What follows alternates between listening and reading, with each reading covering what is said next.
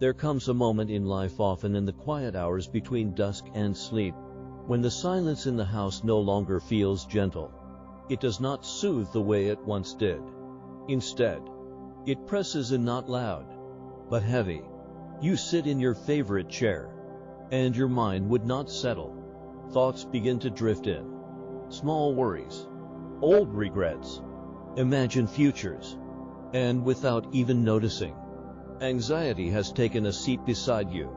But what if I told you, this anxiety is not a flaw, not weakness, not failure, not a punishment for living too long or caring too deeply? What if it is a signpost, pointing towards something important? In Buddhist teachings, suffering, including anxiety, is not something to fight, but something to understand. It can guide us back to what truly matters. Most of us were taught to push anxiety away, to distract ourselves or numb the feeling. But Buddhist wisdom offers something different. Discomfort can be a doorway. Anxiety is not the enemy. It is a messenger. And in quieter seasons of life, when there is more stillness, more space to feel, its message grows louder. We are no longer rushing. We are simply left with ourselves, our thoughts, our breath, and that is where the deeper work begins. So today, let us reflect on one powerful idea, an ancient truth that does not erase anxiety, but changes how we hold it. This idea has brought peace to monks, calm to warriors, and quiet strength to people like you and me. You are not broken. You are not failing. You are being invited to see anxiety in a new way. Let us not fight it. Let us meet it right where it lies. 1. The root of anxiety. Attachment and aversion. Anxiety does not come from nowhere. It has roots, and in Buddhism, those roots are called attachment and aversion. Attachment is the mind's way of clinging to comfort, routines, certainty, and the people we love. And when life inevitably changes, that clinging turns into fear. Aversion is the urge to push away what we do not want. Pain, loss, loneliness, aging. We resist, reject, hope it will just go away. But clinging and resisting only drain us. And they do not stop change, because everything changes. As the Buddha said, whatever is subject to arising is subject to ceasing. It is not change that causes suffering. It is our refusal to let go. Take Tom, a retired Navy veteran who once walked the same lake trail every morning. After a hip injury, he could not walk it anymore. And what hurt most was not the injury. It was the loss of the version of himself he could not get back. When we hold on to the past or fight the present, anxiety slips in whispering, "You are losing control." But the truth is, we were never in control to begin with. Like a lotus blooming in muddy water, peace grows not from certainty, but from letting go. You are not your routines, not your past, not your youth. And when you begin to release your grip, anxiety begins to loosen its grip on you. 2. As the Dha Mama Pade says, from attachment springs grief and fear. But one free from attachment knows neither. So maybe today, just a little, you can begin to unclench the fists of the mind and meet this moment with open arms. 2. The thought that frees you. This too is just a thought. There are moments in stillness or in the middle of daily life when a thought appears, uninvited. It whispers, "Something is wrong," or "What if this never gets better?" And suddenly, we are not in the present anymore.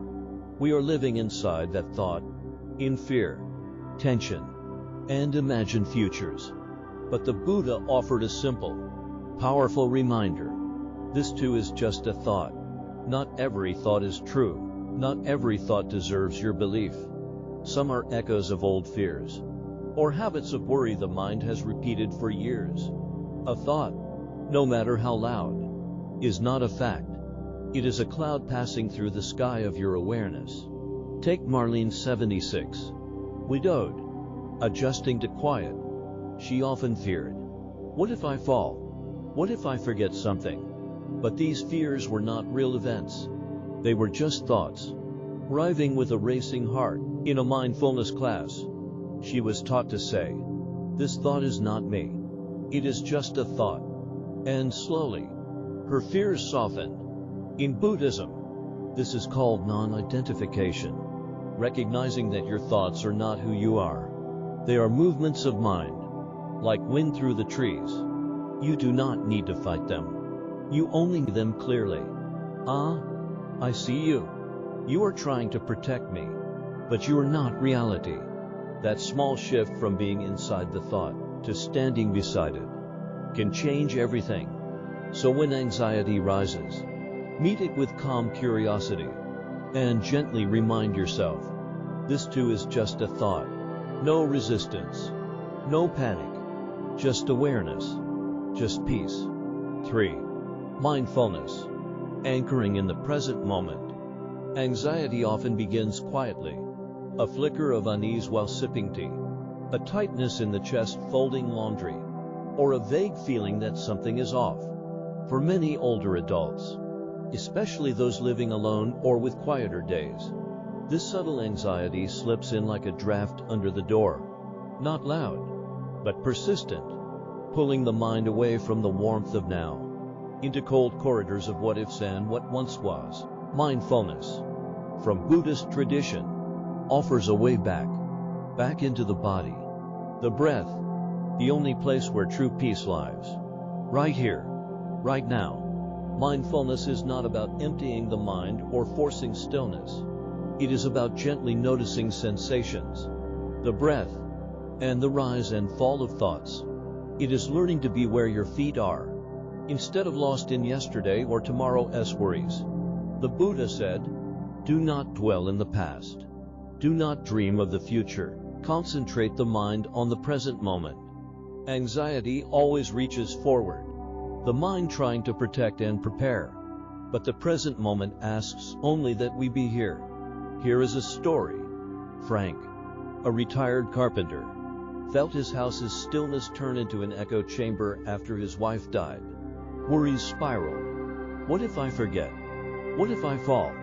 What if I am a burden? His doctor suggested mindfulness meditation. Skeptical, Frank tried it. The teacher asked them to sit, close their eyes, and follow the breath. Not to change it, just notice it. At first, Frank noticed how loud his thoughts were. Then he noticed his breathing, the birdsong, the warmth in his hands, and everything began to shift. Each breath became an anchor, each moment an invitation to return. He practiced 5 minutes a day in his garden, watching his mind like clouds drifting across the sky. With time, the clouds grew lighter. Mindfulness does not erase struggle, but teaches us to sit with it without fear. It shows us we are not the storm. We are the sky that holds it. If your mind drifts, that is okay. Noticing you have drifted, that return is the practice, the victory. So when anxiety visits, offer no battle. Offer your breath. Anchor yourself in what you can feel. Your feet on the floor, the warmth of sunlight, the rhythm of breath. This is not denial or escape. It is a sacred act of returning. As Zen Master Thich says, feelings come and go like clouds in a windy sky. Conscious breathing is my anchor. Try it now. Take a breath. Feel it through your nose. Feel your chest rise. And as you exhale, whisper, "I am here, and here is enough." 4. Compassion. The kindness that softens anxiety. There is a quiet, persistent voice inside us with anxiety. The inner critic whispering, "Why are you like this? You should be stronger. You are a burden." Over time, it wears down the spirit, not just with fear, but with shame. Buddha's teachings offer a gentle antidote. Compassion, not just for others, but especially for ourselves. Many older adults grew up when emotional needs were silenced. Resilience meant stoicism, and self-sacrifice was noble. They cared for others, quietly shelving their own pain. Now, with space to feel. All that is postponed rushes in anxiety, guilt, grief, regret. The path to peace is walked with tenderness, not perfection. The Buddha said, "You yourself, as much as anyone, deserve your love and affection." These words are a lifeline. Consider Ruth, a 79-year-old nurse who cared for others her whole life. After losing her sister, anxiety overwhelmed her. At a mindfulness retreat, she was invited to place her hands on her heart and repeat, "May I be kind to myself in this moment. May I accept myself just as I am." At first, it felt strange and selfish, but the teacher explained self-compassion is softening, not avoiding pain. This marked Ruth as healing, not because anxiety vanished, but because she stopped fighting it alone. She wrote letters forgiving her tired, overwhelmed self, slowly feeling whole again. Compassion is medicine for the heart, best taken regularly, especially during suffering. Ways to practice. Speak kindly to yourself when afraid or anxious. Replace "what is wrong with me" with "this is hard, and I am doing my best." Place your hand over your heart as a reminder you are not alone. Offer yourself the kindness you would give a friend. Acknowledge your efforts surviving and learning matter. Compassion does not fix everything, but it changes how we live with pain.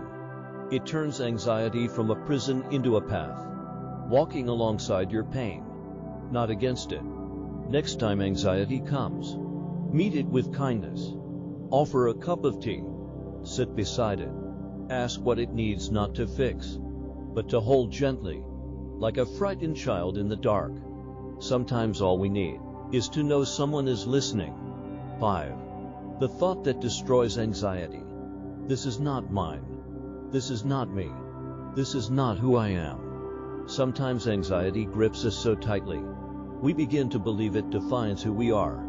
The racing heart, the swirling thoughts, becoming us instead of just something we feel. Over 2,500 years ago, the Buddha taught a simple but powerful thought to free us. This is not mine. This is not me. This is not who I am. This is not denial, but liberation, a way to release the false belief that we are our anxiety. Buddhist teachings on non-self remind us, we are not our thoughts or feelings, just like the sky is not the storm. When we identify with fear, anxiety grows. When we say, "This is not me," we remember our true nature, vast, peaceful, and free. Walter, 82, widowed and anxious, learned this in a mindfulness group. Repeating the phrase helped ease the tightness in his chest. Instead of fighting anxiety, he welcomed it and said, "This too will pass. This is not who I am." Anxiety did not vanish, but its grip weakened. The Buddha did not say we would not feel fear, only that we can avoid suffering needlessly. Breaking it down. This is not mine. Anxiety is not our possession, just passing waves. This is not me. We are not defined by anxiety. We observe it. This is not who I am. Our true self is calm and aware beneath fear. Next time anxiety arises, pause and say, "This is not mine. This is not me. This is not who I am." You will notice anxiety remains, but its power to define you fades. You become the sky that holds the storm. As we age, this becomes even more vital, because aging brings change, loneliness, and farewells. But none of this lessens who you truly are. This is not mine. This is not me. This is not who I am. A mantra for freedom, for peace, for remembering your true self. You were never your anxiety. You are the calm after the waves. You are the sky holding every cloud. You are still here. 6. A guided practice applying this thought in daily life. Hearing a teaching that feels true is one thing, but living it through daily life when dishes pile up, phones ring, and the heart trembles is where the real work and peace happen. The Buddha's wisdom is meant for everyday moments, not just meditation or spiritual study. The phrase, "This is not mine. "This is not me. This is not who I am," is a tool to carry with you into the mess and miracle of life. Try this simple practice now. Pause. Sit or stand. Feel your feet on the floor. Breathe slowly and gently. Bring to mind something causing anxiety. Hold it gently, without judgment. Say softly, aloud or in your heart, "This is not mine." Pause. "This is not me." Pause. "This is not who I am." Breathe. Feel the grip loosen. You're not denying the feeling, just witnessing it without owning it. Imagine your breath moving through your mind like fresh air, making space but not pushing anything away. This practice is not only for quiet moments. Use it when anxiety strikes at 3 a.m., when worries come, or when aches remind you of time passing. Do not seek perfection. Seek presence. Breathe in. "This is not mine." Breathe out. "This is not me." Breathe in.